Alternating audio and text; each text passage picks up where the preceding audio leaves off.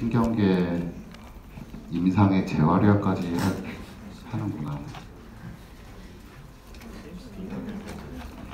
오늘은 사실은 이제 어떻게 보면 신경계 파트에서 아마 기초랑 아마 임상이랑 다 한꺼번에 배우는 걸로 알고 있고, 그 중에서도 어떻게 보면 제일 마이너할 수도 있는 재활의학에 대해서 배우는 시간이고, 그 중에서 이제 외상성 뇌손상, 트라우마틱 브레인 인저리에 대해서 이제 배우는 시간인데요. 이제 제 생각에는 여러분들이 이제 뭐 학생 때 저는 재활의학과 학생 때 강의 때 뭐 했나 생각나는 거 아무것도 없어요.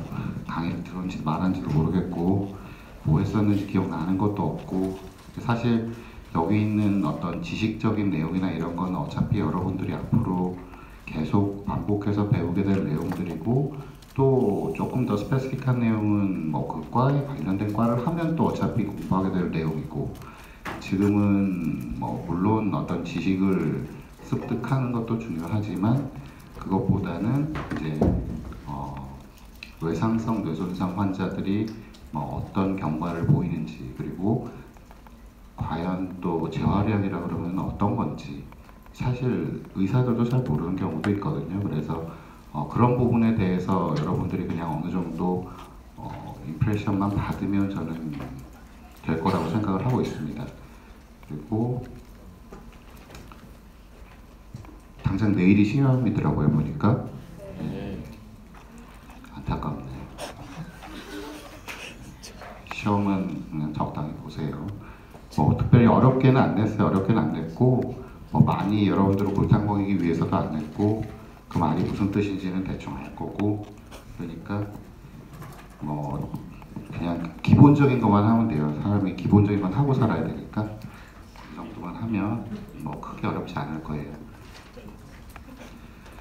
일단 그 외상성 뇌손상 환자가 어떤 경과를 거치는지, 어떤 재활 과정을 거치는지 이런 거에 대해서 그냥 간단하게 한번 쭉 리뷰를 해보면서 이런 환자가 오면 이런 과정을 거쳐서 이렇게 되는구나 라는 거를 이제 좀 얘기를 드리려고 해요. 그래서 과거 이제 실제 이제 있었던 환자의 케이스를 하나 이제 간단하게 설명을 드리면서 이제 얘기를 할게요. 이제 뭐 2016년 2월 뭐 5일에 80세 여자가 넘어지면서 두개부 외상이 발생해서 이제 응급실에 왔어요.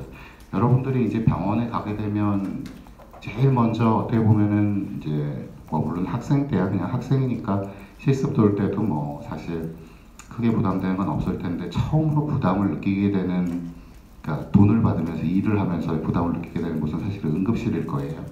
응급실이 일단 어떻게 보면 심리적으로도 제일 힘들고 제일 스트레스도 많고, 어떻게 보면 제일 먼저 일선에서 환자를 보게 되는 경우가 많기 때문에 이런 환자가 당장 오면 보통 이제 인턴 선생님이 보게 되는 경우가 많아요. 물론 이제 같이 위에 그때 뭐 응급의학과 레지던트도 있을 거고, 뭐 경우에 따라서는 응급의학과 레지던트가 없는 병원도 있을 거고 뭐 그렇지만 결국엔 선생님이 바로 보게 된다고요. 이 환자가 그냥 119 타고 들어오면.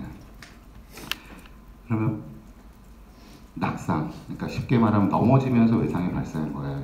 80세, 나이도 많고, 추후에 나오겠지만 이 트라우마틱 브레인 인저리, 외상성 뇌손상은 원인이 되게 낙상 아니면 교통사고가 많아요. 근데 그리고 스포츠 인저리, 뭐 그런 경우들, 이런 것들은 사실은 앞으로도 계속 발생할 거예요. 교통사고가 없어질 것 같진 않죠.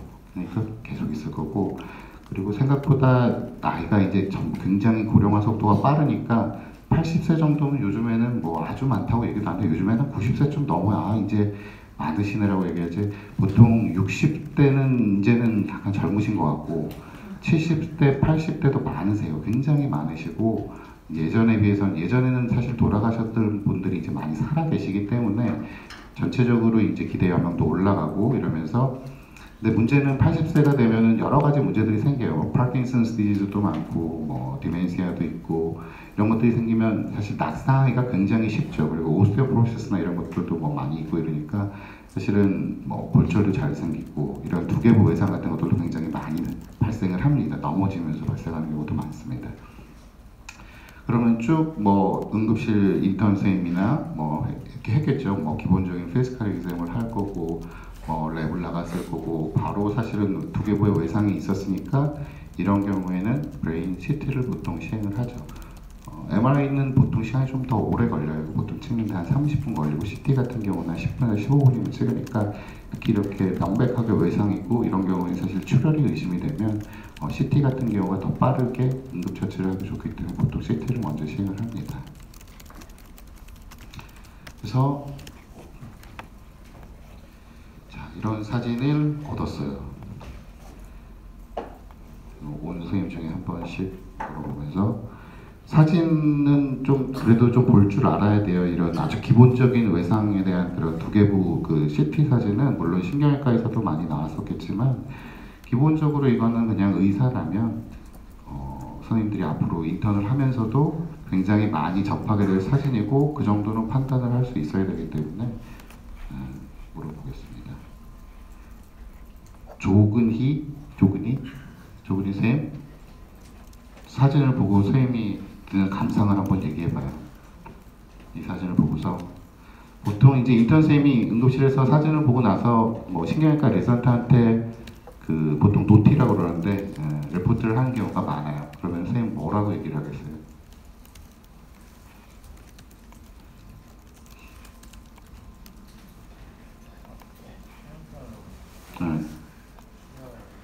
응? 그렇게 얘기해서 프론탈 로브 출혈 그럼 혼나요. 옆에 써놨잖아요. 이렇게 선생님 잘 보고 얘기하라고 다 써놨잖아 앞에. 레프트 프론탈 로브의 ICH가 관찰이 되죠. 그리고 뭐 경우에 따라서 조금 선생님을 이제 태우고 싶다라고 생각하는 레지던트는 양이 얼마나 돼 이렇게도 물어봐요.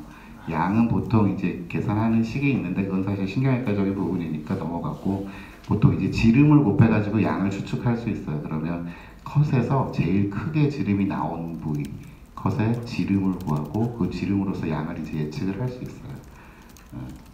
그리고 보통 컷마다 그 길이가 이제 정해져 있으니까 이 몇 컷에서 나오냐에 따라 이런 것 따라서도 이제 그런 것들을 예측을 할 수가 있고요. 레프트 프론탈 로브의 ICH, 그러니까 인트라크레니얼 헤머리지가 관찰이 되죠. 하얗게 이거는 뭐 봉사 아니면 다 보일 거고 그죠? 이런 걸 놓치는 사람은 없을 거예요. 그리고 또 무슨 변화가 있어요? 한 가지 더 있어요. 더.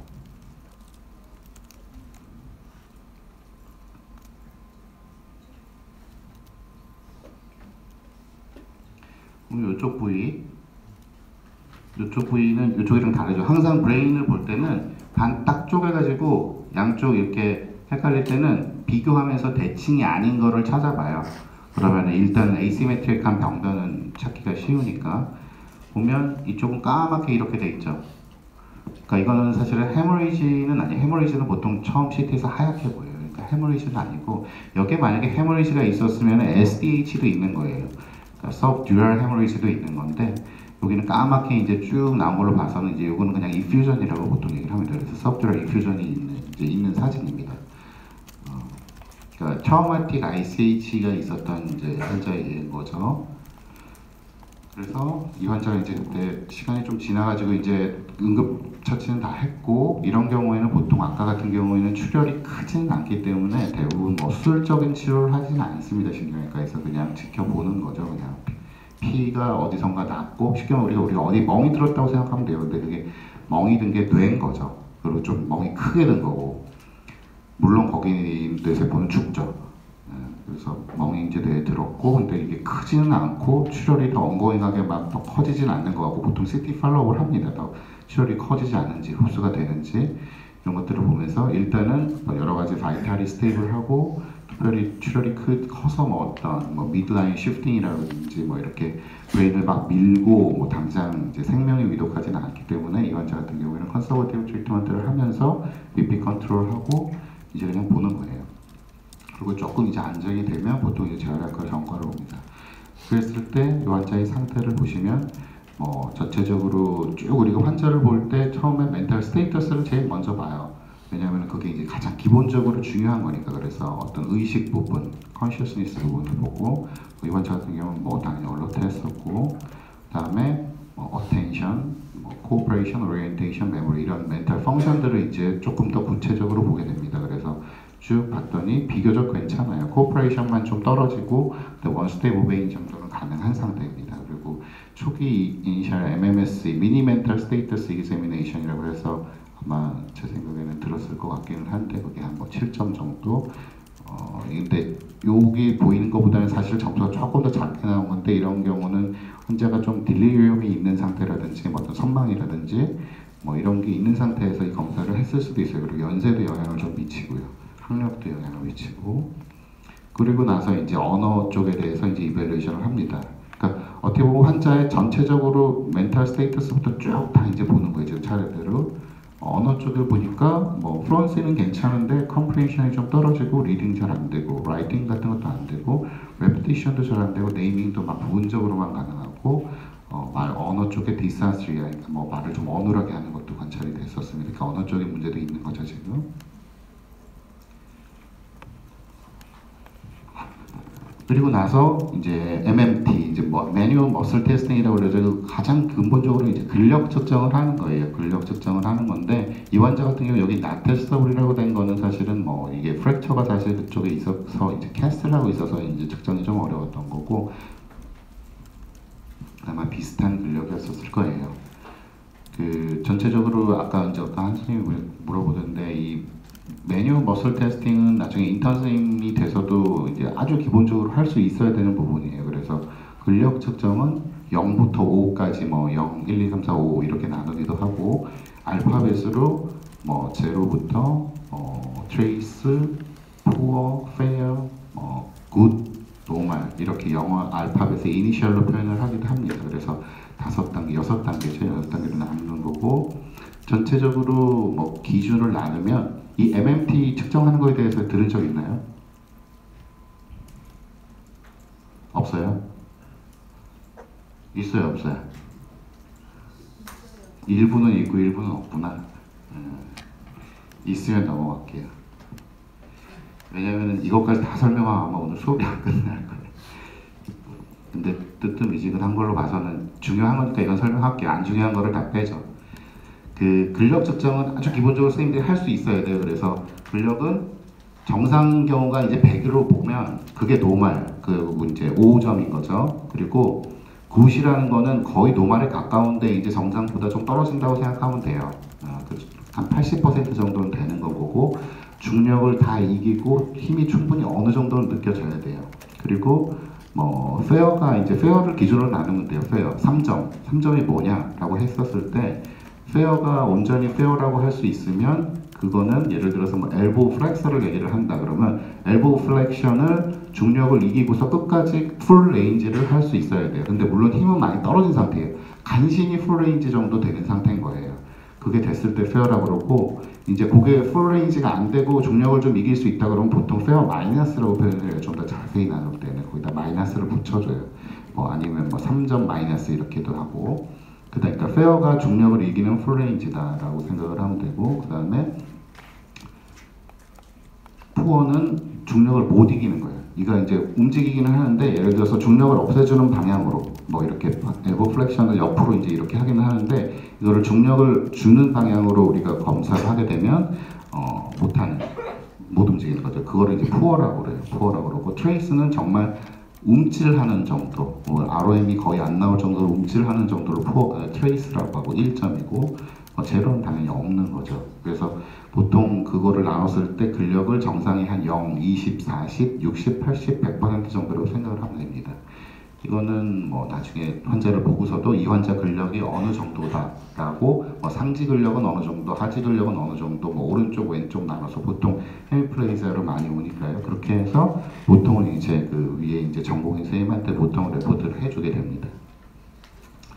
그리고 이거는 이제 재활의학과에서 많이 보는 스케일인데요. 스페시티스티라고 해서 이제 아마 이 경직 시간이 따로 있나요? 아 따로 있죠.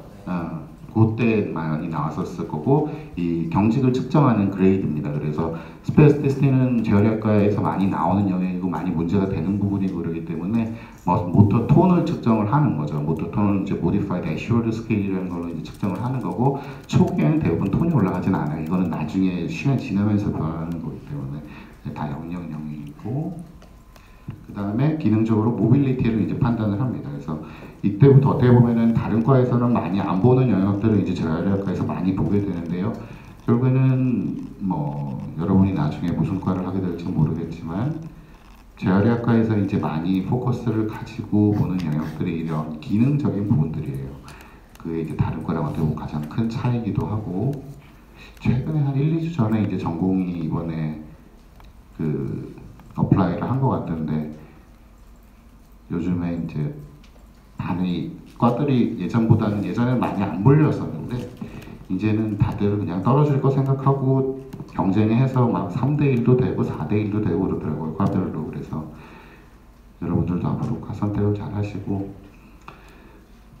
모빌리티를 봤더니 이 환자 같은 경우는 헤드 컨트롤 다 되고 뭐 사이드 롤링도 되고 봤더니 이제 셋업이라고 해서 이제 보는 것이 그 누워 있다가 환자가 혼자 앉을 수 있느냐 이런 걸 보는 거예요. 그때 약간 이제 도움이 필요하고 sit to stand는 이제 앉아 있다가 서는 거 혼자 할 수 있느냐 이것까지는 서는 건 아직 안 됐던 환자인 거죠. 이제 누워 있는 환자인 거고 앉기 정도 되고 트랜스퍼는 이제 뭐 예를 들어서 베드에서 플로어로 이동을 한다든지 아니면 베드에서 휠체어로 이동을 한다든지 이런 거를 혼자 할 수 있느냐 아니면 시팅 밸런스는 이제 앉아 있을 때 이 사람이 뒤에 뭐 베드를 이렇게 올리지 않아도 잘 균형을 갖추고 앉아 있느냐 이런 것들 얘기를 하는 거고요. 스탠딩 밸런스는 서서 균형 유지를 하느냐 이런 것들을 보는 겁니다. 그래서 이 환자 같은 경우는 어느 정도 앉는 건 되고 이제 서는 건 안 되는 거죠. 그리고 게이트는 아직 켜지지도 않았던 환자인 거고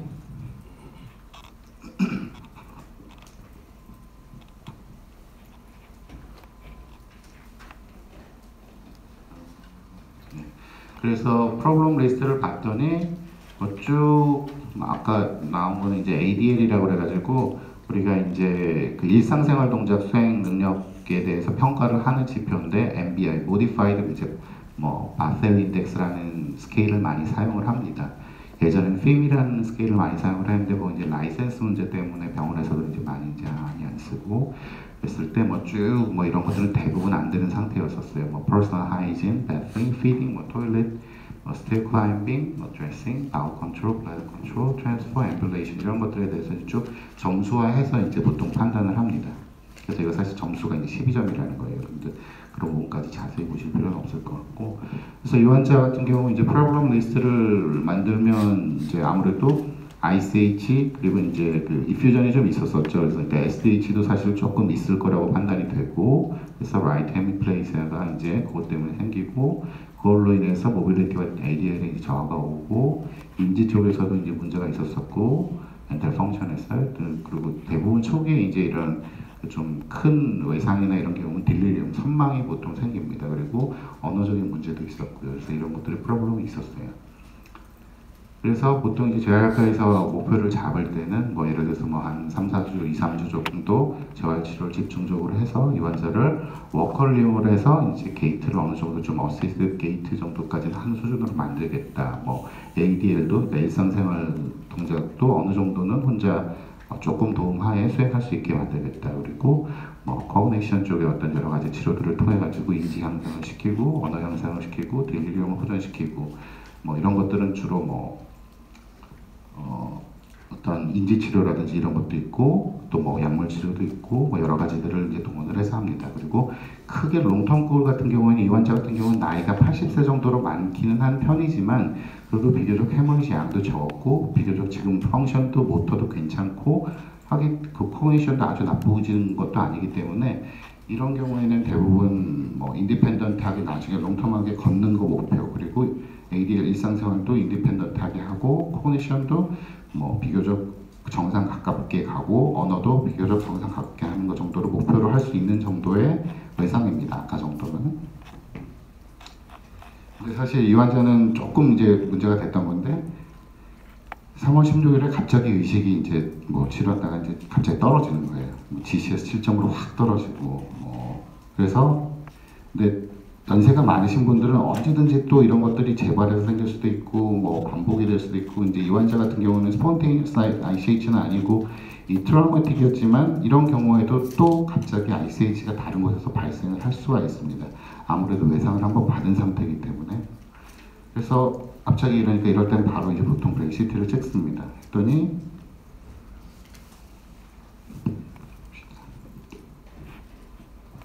최진숙 네. 사진을 보면 뭐가 보여요? 선생님이 그냥 보이는 대로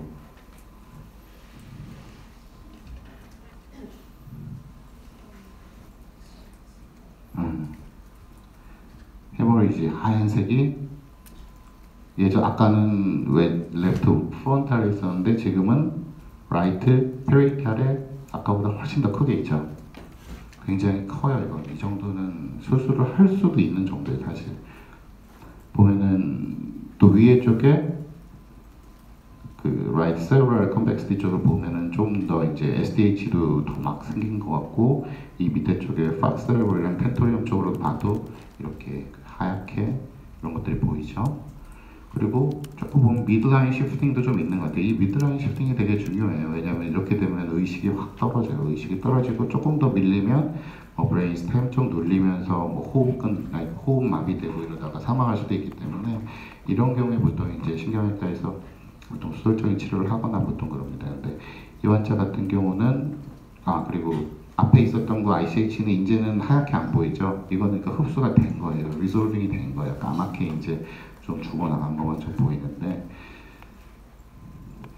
이거를 이제 조금 더 지난 다음에 이제 본 MRI 사진입니다. 이거는 그랬었을 때 오래된 여기서는 이제 선생님들을 이거를 또 사진 보여준 이유는 오래된 헤모리지랑 어큐트한 헤모리지랑 색깔이 다르죠. 이 T2-weighted 이미지인데 그거를 좀 확인을 하라고 이제 올려놓은 거고 미드라인 시프팅 된 것도 보이고 뭐 쭉 보입니다. 그래서 이 환자 같은 경우는 신경외과에서 이제 수술적인 치료를 하고 보통 이런 경우에 뭐 크레니액토미를 하거나 그래서 프레셔를 빼줘요 한쪽으로. 뭐 신경외과는 헤모리지 같은 경우에는 뭐 수술이 복잡하거나 이러잖아요. 애니리즘 럽처 이런 게 아니면 어차피 터진 건 터진 거고 그거를 뭐 혈관을 찾아서 뭐 막을 것도 아니고 이런 경우에는 프레셔가 이제 앞에 피가 차면서 브레인을 누르냐 안 누르냐가 중요한 거예요. 그래서 크레니액토미로 열어서 프레셔를 빼주는 거죠. 그래서 그 프레셔에서 2차적인 손상이 가는 걸 이제 또 방지를 하는 게 목적인 거고 보면은 컨시어스니스 이제 좀 드라우지해졌죠. 조금 좀 지난 다음에 사실 저게 생기고 나서 한 달쯤 후인데 이제 의식 상태도 좀 더 안 좋아졌고 저렇게 생기고 나서 쭉 멘탈 펑션도 이제 예전에 어느 정도 다 되던 것들이 이제 하나도 안 되죠. 보면은 원스텝 무빙도 안 되고 어텐션 스팬도 짧고 뭐 오리엔테이션 메모리 러닝 아무것도 안 되고 그리고 플루언시나 뭐 이런 것들도 거의 안 되고 언어도 아주 약간 이해하는 정도 말고는 이제 아무것도 안 되는 거죠. 그리고 모터가 이렇게 바뀌었어요. 그러니까 근력이 쭉 보면은 아까는 오른쪽 라이트 헤미플레이지아로 왔었는데 지금 보면 오른쪽 페리탈 로브에 왔죠. 그러니까 왼쪽까지 확 떨어진 거예요. 그러면서 뭐 미드라인 시프팅도 있었고 이러니까 전반적으로 브레인 자체가 손상이 됐고 오른쪽도 더 떨어진 거죠. 이전보다 아까는 한 페어 정도 됐었는데 그러면서 어떻게 보면 양쪽이 다 이제 마비가 온 거죠. 그리고 오른쪽 상지 같은 경우는 어떻게 보면은 이거는 이제 첫 번째 헤모리지의 영향일 수도 있는데 스페이스 이제 톤도 올라가기 시작하고 하면서 뭐 모빌리티 이런 경우 저 정도 되면 이제 양쪽 다 마비가 거의 트레이스 그러니까 뭐 정상이 한 뭐 1-20%밖에 안 되는 거죠. 그러고 이런 경우에는 헤드 컨트롤도 사실은 어렵습니다. 그러니까 거의 이제 베드리든 상태로 누워 있는 거죠. 다 토탈 디펜던트하고 쭉 이렇게 당연히 되는 거 없을 거고 결국 이 환자 같은 경우는 이제 프로블럼 리스트가 더 많아지고 더 심해지고 많이 바뀌죠. 그래서 예전에는 헤미플레이지아였던 게 이제는 쿼드리플레이지아 혹은 뭐 테트라플레이지아라고도 하고 양쪽 마비가 이제 사지마비가 왔고 그다음에 이런 경우는 주로 이제 지금처럼 심한 경우는 하이드로세팔러스도 많이 옵니다. 이제 이거 시간이 좀 지난 다음에 적은 거기 때문에 중간에 보면 하이드로세팔러스도 왔었고 인지장애도 심하고 델리리움도 심하고 디스페이지아라고 해서 아마 이것도 챕터가 하나 있었을 거예요. 아마 그래서 그 섭식장애 삼키는 것도 안 되고 아파이지아 언어 쪽도 완전히 거의 글로벌 아파지아에 가까운 글로벌 그 컴플레이션만 아주 일부 되는 심한 아파지아였고, 그 다음에 환자 같은 경우 이처럼 이제 심하게 또 헤모리지가 오면 시저도 많이 발생을 합니다. 시저도 한번 했었고. 그러니까 어떻게 보면 재활학과에서도 고울이 이제 바뀌게 되는 거예요. 바뀌어서 뭐 패시브 RM이나 이런 처음에 이제 이 정도 하면서 환자가 이제 이런 경우에는 뭐 완전히 베드리든으로 있다가 구축되고 뭐 욕창 생기고 이러면서 뭐 sepsis도 올 수 있고 뭐 뉴모니아도 올 수 있고 이러기 때문에 이런 그런 포스처라든지 관절 구축 방지라든지 욕창 방지라든지 이런 쪽으로 이제 어떻게 보면 포커스가 많이 바뀌게 됩니다. 그리고 처음에는 아무래도 목표가 이제 처음에 앉는 게 목표일 때니까 조금 트렁칼 스테빌리티, 그러니까 이런 몸통 같은데 균형 유지를 하면서 어떤 헤드 컨트롤이 조금 가능할 수 있게 하는 정도, 그리고 어라우절 레벨, 아까도 보면은 약간 드라우지하고 이런 게 있었기 때문에 여러 가지 그런 스티뮬런트를 써가지고 이 각성 레벨을 조금 더 올리고 인지를 조금이라도 이제 돌아올 수 있게 하는 여러 가지 센서리 스티뮬레이션이라든지 이런 재활 치료들을 시행을 하게 됩니다. 그래서 이 정도 손상, 굉장히 심한 손상이죠. 아까 같은 경우에는 뭐 경화다고 볼 수 있으면 물론 경화할 수도 있는 그런 이제 헤모리지인데, 이렇게 심한 경우에는 이제 롱텀 고울이나 이런 것 자체도 많이 바뀌게 됩니다. 그래서 이런 경우에는 뭐 어느 정도 돌아오기가 힘들어요, 정상적으로까지는. 그래서 최종 목표는 뭐 세팅 밸런스를 어느 정도 유지를 하면서 앉아서 어느 정도 할 수 있게 뭐 밥 먹는 거라든지 이런 거를, 그리고 뭐 일상생활도 조금 어느 정도 본인이 할 수 있게, 그리고 지금은 LTU 피딩을 보통 이런 경우에는 하게 되는데 오랄 피딩이 가능할 수 있도록 여러 가지 이제 그런 디스파지아 치료를 한다든지 언어적으로 좀 이해를 하고 사람을 알아보고 이 정도 아주 간단한 정도의 언어 정도는 될 수 있도록 언어 이제 치료들을 이제 시행을 하게 됩니다. 이제 이 정도 손상에서는 그 정도가 이제 목표가 되게 되겠고요. 시간이 많이 걸립니다. 보통 이 정도 환자들이 그렇게까지 가기에는. 그래서 쭉 보면 이제 나중에 이제 쭉 한참 지난 다음에 팔로우판 브레인 CT에 보면은 이쪽도 이제 많이 손상이 갔었고 이제 많이 죽었으니까 이제 다 까맣게 아트로피도 오고 다 이제 피는 흡수됐고, 이쪽도 굉장히 크게 왔었죠. 보면은 이쪽도 다 죽었고 이쪽 흡수되고 미들라인 피딩 됐던 거 이제 당연히 다시 좋아졌고 이런 것들을 볼 수 있습니다. 그래서 아까 보면 이제 한 9개월 정도 후죠. 1월이었으니까 거의 이제 한 11개월 정도 후겠네. 그러면 뭐 일단 컨셔스니스, 의식은 좋아졌어요. 이제 어떻게 보면 거진 1년 가까이 된 거잖아요, 지금. 그러면 이런 환자들이 1년 정도 지나면 어느 정도가 되느냐. 의식은 이제 좋아진 거죠. 얼럿해졌고, 코퍼레이션이 아까 두 번째 헤모리지 오고 나서 하나도 안 됐었는데, 그러니까 원스텝 오베잉 정도, 그러니까 한 가지 지시사항, 뭐 예를 들어서 뭐 눈을 감아보세요, 아니면 손을 드세요, 이 정도에는 이제 반응을 하는 거예요. 그 정도는 수행을 할 수 있는 인지가 온 거예요. 그 이상 복잡한 건 안 되지만. 그리고 오리엔테이션도 이제 가족 정도는 알아보기 시작하고, 뭐 의료진 정도는 알아보기 시작하고, 뭐 플레이스나 퍼슨에 대한 이제 오리엔테이션 같은 것들이 좀 생기기 시작한 거죠. 그래서 이런 정도로 보통 한 1년쯤 지나면 아까 같이 심한 경우 이 정도까지는 보통 이제 여러 가지 재활 치료들을 하고 이러면 돌아옵니다. 그리고 언어도 아까 전혀 안 되는 거의 글로벌 아파지아였는데 이제는 말도 좀 하고 이해도 어느 정도 다 하고 뭐 레피티션 네이밍 이런 정도도 이제 어느 정도 가능한 의사소통이 이제 기본적인 의사소통 좀 되는 정도로 이제 돌아오는 거죠. 그리고 이 환자 같은 경우는 사실은 연세나 이런 거에 비해서 생각보다 근력이 많이 좋아졌어요. 보통 아까 같은 경우면 이 정도까지 돌아올 거라고 이제 보통 생각은 안 하는데 이 환자 같은 경우는 연세에 비해 보통 연세가 똑같은 헤모리지 양이 있어도 젊은 사람들이 더 많이 돌아옵니다. 그건 뭐 여러 가지 이유들이 있는데 근데 이 환자분 같은 경우에는 80세임에도 불구하고 사실 굉장히 파워가 많이 좋아지셨어요. 그런 부분은 여러 가지 뭐 아무래도 두 번째 헤모리지 같은 경우는 병원에 있었기 때문에 바로 어떻게 보면 즉시 이제 대처를 할 수 있었고 이렇기 때문에 헤모리지가 온 거 이외에 2차 세컨더리 인저리가 굉장히 많이 줄어들었을 거라고 생각을 해요. 그래서 많이 어떻게 보면은 프리저브 됐을 거라고 이제 생각을 합니다. 그래서 파워가 비교적 좋죠. 돈도 좀 어느 정도 좋아졌고, 그래서 이 환자 같은 경우에는 처음에 우리가 잡았던 목표보다 조금 더 좋아졌다고 볼 수도 있어요. 그래서 헤드 컨트롤, 사이드 셋업 이런 거 혼자 다 되고, 근데 이제 서는 건 좀 어려워요. 그리고 뭐 걷는 거 이런 건 좀 어렵고, 근데 조금씩 이제 재활 치료는 이제 부축하면서 이제 걷는 재활 치료를 하고 여러 가지 밸런스 트레이닝 같은 거를 하고 이제 그런 정도로 이제 했던 거죠, 이 시기에는. 그리고 조금 ADL도 아무것도 안 되고 누워만 있다가 이제는 어느 정도 본인이 조금씩 움직이기 시작하면서 이런 것들이 되고 있습니다. 근데 또 근력에 비해서는 사실 이 ADL에서 이 NBA 점수가 낮은 편인데 그거는 또 연세랑 또 연관이 있어요. 그래서 이런 경우 이제 좀 시기에 따라서 이제 숏텀 고울과 이제 롱텀 고울이 이제 많이 바뀌게 됩니다. 그래서 쭉 보면 롱텀 고울을 보면 이런 경우에는 생각보다는 이제 어느 정도 근력이 많이 좋아졌기 때문에 이런 경우 잘하면 장거리에서는 이제 휠체어 인플레이션 정도는 본인이 어느 정도 좀 할 수도 있겠다. 그리고 단거리는 아주 조금만 도와주면 어느 정도 걸을 수 있겠다. 그리고 뭐 ADL도 그러니까 일상생활 동작 수행도 어느 정도 조금만 도와주면 본인이 할 수 있는 정도까지 뭐 인지치료, 작업치료, 그리고 언어 이런 것들을 할 수 있겠다라고 이제 하고서 쭉 치료를 하고 있는 환자였습니다. 그러니까 이 환자를 통해서 선생님들이 이제 뭐 보시는 거는 연세가 많고 헤모리지가 심하고 이래도 생각보다 그 적절한 재활치료나 이런 것들이 있으면 환자가 생각보다 굉장히 많이 좋아질 수 있습니다. 그래서 네, 이런 게 그냥 환자를 수술하고 예를 들어서 뭐 요양원이라든지 아니면 그냥 집에 그냥 두시면 대부분 그냥 아까 그 환자 같은 경우에는 그냥 평생 누워 계셨을 거예요.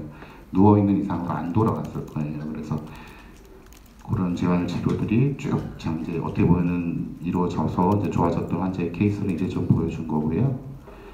그러면 외상성 뇌손상에 대해서 이제 이론적인 부분들을 좀 설명을 드릴게요. 이 정도만 사실은 이해를 하면 되고요. 이론적인 부분에 있어서는 중요한 거 위주로만 제가 설명을 드리겠습니다. 그래서 시험이 선생님들은 또 중요하잖아요. 지금은 당장 시험은 뭐 제가 얘기한 부분 내에서 다 나올 거니까 당연히 아까 케이스는 그냥 이해하는 수준으로 얘기하면 되고 지금 얘기하는 정도에서 이제 앞으로 얘기하는 정도에서 시험은 다 나올 겁니다. 그래서 그 부분만 잘 보면 됩니다. 일단 정의는 뭐 넘어가고요. 외상성들도 다 아실 거고 어느 정도 이 정도면. 그리고 처음에 이제 외상성 뇌손상으로 오게 되면은 시비리티가 중요합니다. 그래서 요거는 신경외과에서 어떻게 보면 더 중요하게 선생님들이 다뤄야 될 내용인데 이니셜 GCS는 I, Verbal Response, Motor Response를 쭉 점수해가지고 점수를 구하는 거죠. 이거는 선생님들이 나중에 인턴 때 할 수 있어야 돼요. 응급실에서 볼 때 대부분 GCS 몇 점이라고 보통 레포트를 해요. 그러니까 환자가 오면 바로 이거부터 하는 거예요. 눈을 뜨나 뭐 아니면 자극을 하고 뭐 다 불러보고 그다음에 뭐 이런 거에 오리엔테이션이 있는지 없는지 뭐 말을 하는지 모터 리스판스는 양쪽 팔에서 어떻게 있는지 그러니까 기본적으로 이니셜 GCS가 환자 예후에도 중요하고 그때 환자의 상태를 굉장히 많이 반영하고 그리고 위중도를 반영하기 때문에 환자를 보면 가장 먼저 이제 해야 될 것 중에 하나입니다. 물론 PP로부터 보통 처음에 보죠. 그 다음에 뭐 에피데미올로지 쭉 보면 생각보다 많다. 4% mortality due to traffic accident in Korea 4%면 여기 100명 있으면 4명쯤은 교통사고로 mortality가 있다는 얘기죠. 여기 생각보다 많아요. 제 주변에도 저희 동기 중에도 레이선트 하다가 교통사고로 사망한 친구도 있고 그래서 지금 한 얘기는 레이선트 때는 가능하면 운전하지 마세요. 1년차 때 특히. 물론 지금은 뭐 주 80시간이니 뭐니 해서 예전보다 많이 인간적으로 바뀌긴 했지만 그래도 1년차 인턴 때는 굉장히 일이 많고 잠이 많이 부족하고 이러기 때문에 근데 또 그때가 또 젊을 때니까 본인 괜찮다고 생각하고 또 뭐 여자친구 만난다고 막 새벽 2시에 차 몰고 나가고 그러거든요. 근데 그러다가 사망하는 케이스가 가끔 있어요. 그리고 생각보다 많아요. 제 주변에도 있었고 제 동기 중에도 있었고 제 선배 중에도 있었고 그러니까 4%라면 굉장히 높은 수치예요. 여러분 중에 4명이라는 거예요. 그러니까 절대 인턴 리선트 1년차 때까지는 운전을 하지 말자. 제가 볼 땐 그래요. 아니면은 정말로 잠을 다 잔 다음에만 하세요. 그런 경우가 사실 그런 날이 1년 중에 며칠 안 될 거기 때문에 그냥 하지 말라고 그러는 거예요. 그러니까 추후에 놀기 위해서 안 하는 거라고 생각하세요. 연애도 나중에 해도 되고 아니면 그냥 이성 친구 보고 오라 그러고 그렇게 해서 하세요. 좀 이기적이 돼야 돼요. 이제 그때는 어쩔 수 없어요. 그래서 많이 헤어지죠 그때. 많이 헤어지기도 하고 제일 많이 넘어가기도 할 때예요. 또 제일 이렇게 정신적으로 이성이 없는 상태이기 때문에 넘어와요. 그래서 내가 마음에 드는 이성이 있는데 지금 내 주변에서 많이 봤거든요. 지금은 아닐 것 같고, 근데 나중에 한 인턴이나 레슨도 1년 차, 한 2년 차 초반 정도까지는 그때 잘해주면 잘 넘어가요. 그래서 지금 괜히 헛심 빼지 마시고 그때를 노리세요. 기다리세요. 제 동기 중에 한 명도 그래서 성공한 친구가 있어요. 남들이 보면 이해할 수 없는 조합인데.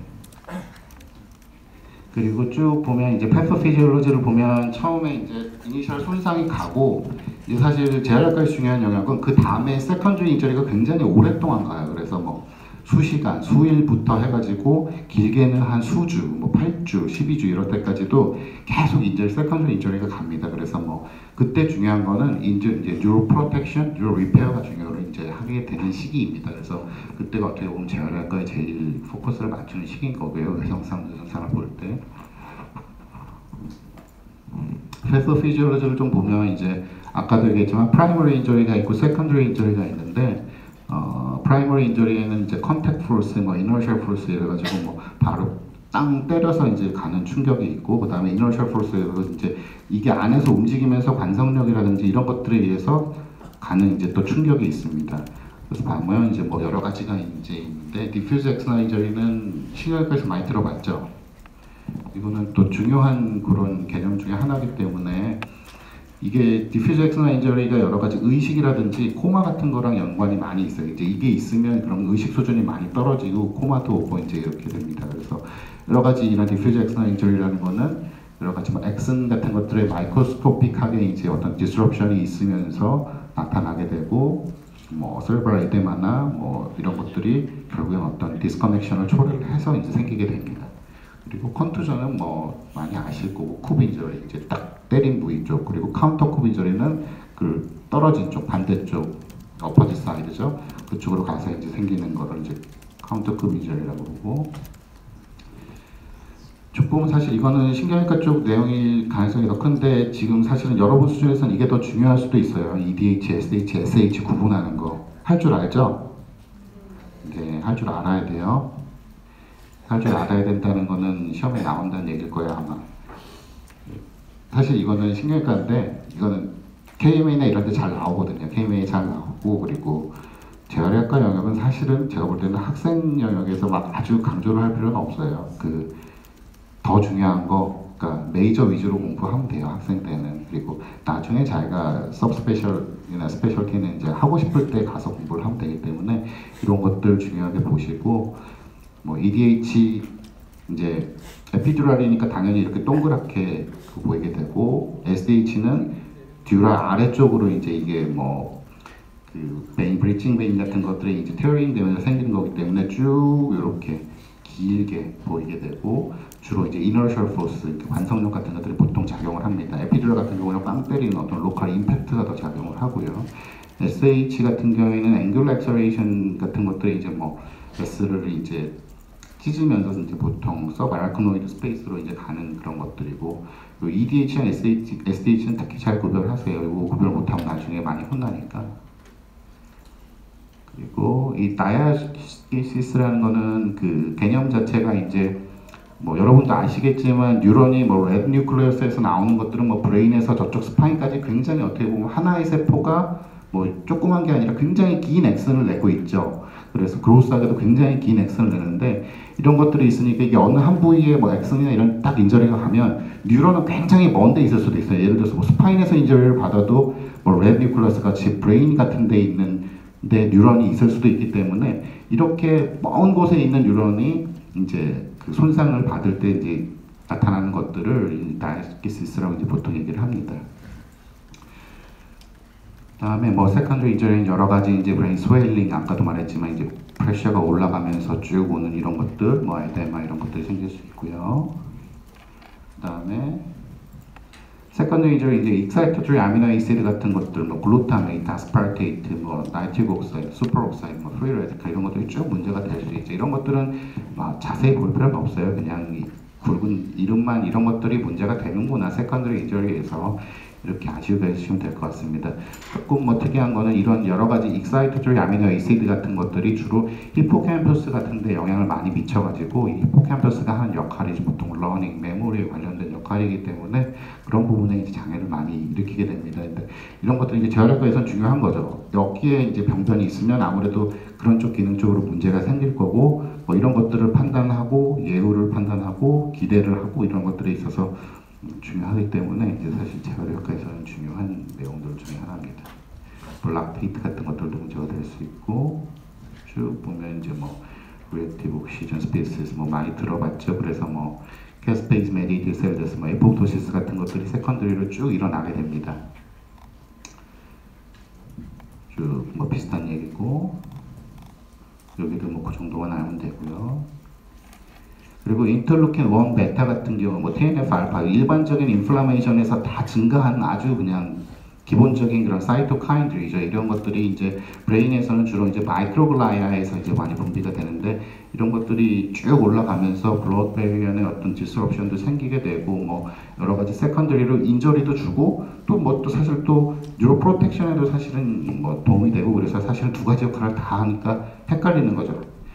뭐 왜냐하면 이제 이런 초기 한 수주 이내에 인플라메이션을 확 줄여줘야 되냐 아니면 그냥 놔둬야 되냐라는 관점에서 볼 때 얘네들이 나쁜 일도 하고 좋은 일도 하니까 사실은 뭐 이런 것들은 딱 뭐라고 말하기는 좀 어렵습니다.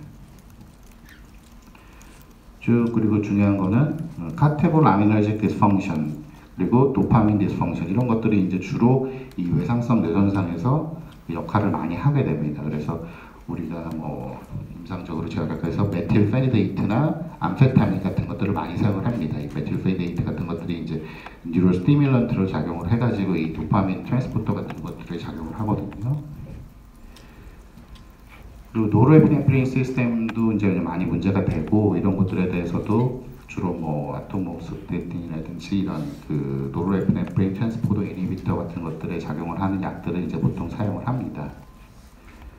그리고 콜리너직 트랜스미션도 이제 보통 문제가 되는데 이런 것들 때문에 보통 리버스티그민이라든지 나중에 이제 나오는 그런 약제들은 이제 보통 사용을 합니다. 쭉 보면 이제 뭐 마일드 TBI, 이제 뭐 머드 TBI, 뭐 시비어 이제 이런 것들을 주로 이제 시비리티를 나눠 가지고 하는데요. 보통 아무래도 이니셜 GCS라든지 뭐 암네이지아의 시간이라든지 그리고 뭐 컨셔스니스가 있는지 없는지 있으면 30분 이내인지 아닌지 이런 것들에 따라서 마일드 머드 뭐 이런 것들을 구별을 합니다. 그래서 쭉 그냥 보시면 될 것 같고 사진은 잘 구별하시고요. ADHD 아까 얘기한 거니까 사진은 잘 보세요. 그리고 뭐 트라우마틱으로 ICH가 간 경우, 아까 얘기한 이제 디퓨즈 엑스너 인주리가 간 경우는 이런 쪽 보통 뭐 로버스 캐로즘이라든지 이런 쪽 부위 쪽에 시그널 쪽에 체인지가 생깁니다. 그래서 쭉 보면 시간이 많이 됐네요. 빨리 끝내야 되겠네. 의식 수준을 많이 이제 매니지하기 위해서 여러 가지 이제 사이코 스티뮬런트라든지 이런 것들을 이제 사용을 합니다. 그래서 아까 말했던 메틸페니데이트, 도파민 아고니스트, 뭐 TCA, 브로모크레틴 이런 것들을 이제 사용을 하고요. 포스트 트라우마틱 시저 같은 경우는 보통 한 그 시비한 경우에는 한 20% 정도까지 20%에서 그 시비한 경우에는 뭐 많이 한 뭐 80%까지도 보통 생각을 합니다. 근데 사실 이 시저 같은 경우는 그 환자가 캐치를 잘 못하는 경우, 보호자가 캐치를 잘 못하는 경우도 있고, 그렇기 때문에 뭐 첫 번째 시저가 있다고 해서 다 이제 메디케이션을 하는 건 아닌데 그것보다는 처음에 이제 어떤 이니셜의 시비리티 정도가 이제 더 중요하게 됩니다. 뭐 딜란틴 같은 것도 사용을 하고 요즘에는 사실 토파맥스라고 그래가지고 그런 약들을 더 많이 사용을 합니다. 그래서 그거는 뭐 그 정도만 알고 넘어가시면 되겠고, 근데 이 대부분은 그 안티에필렙틱 에이전트가 그 코그니티브 디스펑션을 약간 초래하는 경향이 있기 때문에 재활의학과에서는 사실은 가능한 최소 한도로 쓰려고 하는 약 중에 하나예요.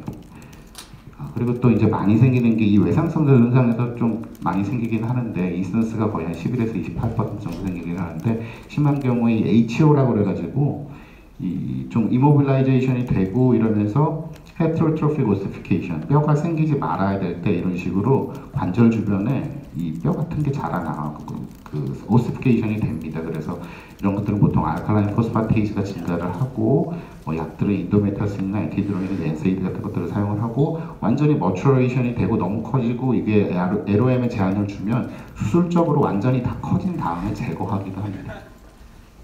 이 HO는 좀 많이 생기는 문제이기 때문에 알았으면 좋겠고요. 뭐 DVT 같은 것들도 많이 생기고 스왈로잉은 했었으니까 넘어가고 뭐 바울 블래더 디스펑션도 이제 많이 생기고 뭐 뉴모니아나 이런 것들도 많이 생기고 스페스티스도 시간이 있었으니까 이제 넘어가고요. 스페스티스는 사실 중요합니다. 그래서 많이 제약에서 많이 생기는 부분이기 때문에 단트롤렌이나 뭐 바클로펜, 티사니딘 이런 것들 많이 사용을 하고 그리고 보툴리눔 톡신 쪽으로 이제 그 케모디너베이션 같은 것들도 많이 합니다. 사실 보툴리눔 톡신은 엄밀한 의미의 케모디너베이션은 아닌데 그 뉴로머스쿨라 정션, NM 정션에 작용을 해서 그 트랜스미션을 막아주는 거죠. 그래서 이제 근이완 효과를 주는 거고 그 다음에 뭐 노멀 프레셔 하이드로세팔러스 같은 경우도 많이 생기고 그 아까도 얘기했지만 심한 경우에 이 하이드로세팔러스가 많이 생기는데 중요한 건 디멘시아, 게이트 아탁시아, 유리너리 인컨티넌스 이 클리니컬 트라이어드라고 그래가지고 이런 세 가지 증상이 없다가 생기는 경우 환자가 재활치료를 하고 있는데 없다가 생기는 경우에는 하이드로세팔러스의 심텀이 아닌가 의심을 보통 해보고 브레인 CT를 찍어보고 뭐 프레셔를 해봅니다. 그 다음에 뭐 코어디션 같은 경우 이런 것도 있고 코그니션 쪽으로 MPD를 많이 써요. 메틸페니데이트를 많이 쓰고 TCA 제제도 많이 사용을 하고 뭐 브로모크리틴이나 도파민 애거니스트 같은 것들 많이 사용을 합니다. 그리고 콜린 에스트레이즈 이니비터라고 그래가지고 도네페실 같은 것들을 많이 사용을 합니다. 이런 것들은 뭐 디멘시아에서도 요즘에 많이 사용하고 굉장히 많이 사용하는 약입니다. 메모리랑 어텐션 부분에 보통 호전을 주고요. 그 정도 하고 에지테이션도 많이 생길 수 있습니다. 그래서 그 이런 외상성 뇌손상 후에 어떤 환자가 공격적인 성향을 보인다든지, 뭐 환자 보호자가 때린다든지, 막 욕을 한다든지, 뭐 이런 것들이 많이 보이는데 뭐 여러 가지 디스이니비션이 돼서 이제 생기는 거라고 생각을 하고, 뭐 치료들을 뭐 여러 가지로 합니다. 보통 이런 경우에는 1인실에 두는 경우도 많고, 뭐 메디케이션도 보통 아까 말한 메틸페니데이트가 또 에지테이션에 효과가 있어요. 그래서 이런 메틸페니데이트 같은 것도 많이 사용을 하고, 뭐 할로페리돌 이런 것도 사용을 하는데. 할로페리돌은 가능하면 이 코그니티브 디스펑션을 초래할 수 있기 때문에 정신과에서 많이 처방하는데 저희는 별로 안 좋아하는 약이고요. 이런 것보다는 오히려 올란자페인이나 리스페리돈이 조금 나은 편이고 근데 얘도 약간 있어요. 그래서 요즘에는 코티아핀이라고 그래가지고 에이티피컬 엔티사이코틱스를 많이 사용을 합니다. 이 에스테이션은 TBI에서 많이 문제가 되어 있는 부분이기 때문에 이것도 좀 꼭 알아놨으면 좋겠습니다.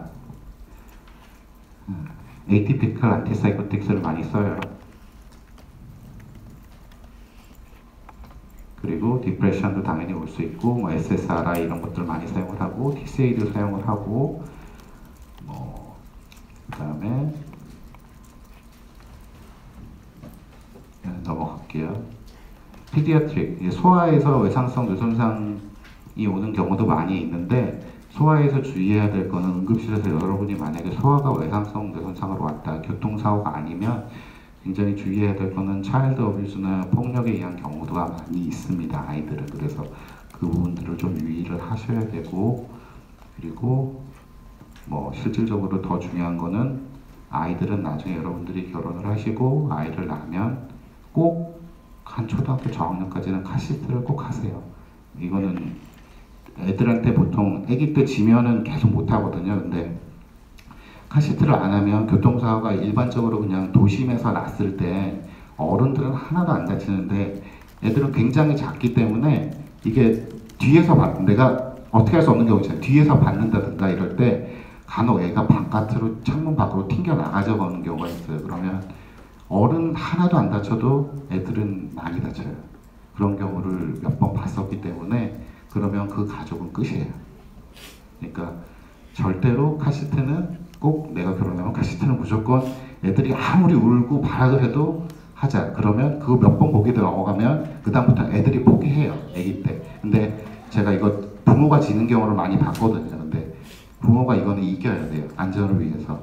그래서 평생 아이는 별거 아닌 교통사고로 큰 교통사고는 어쩔 수 없다 치지만 별거 아닌 교통사고로 평생 후유증이 남을 수 있기 때문에 그 부분은 꼭 나중에 여러분들이 지키시면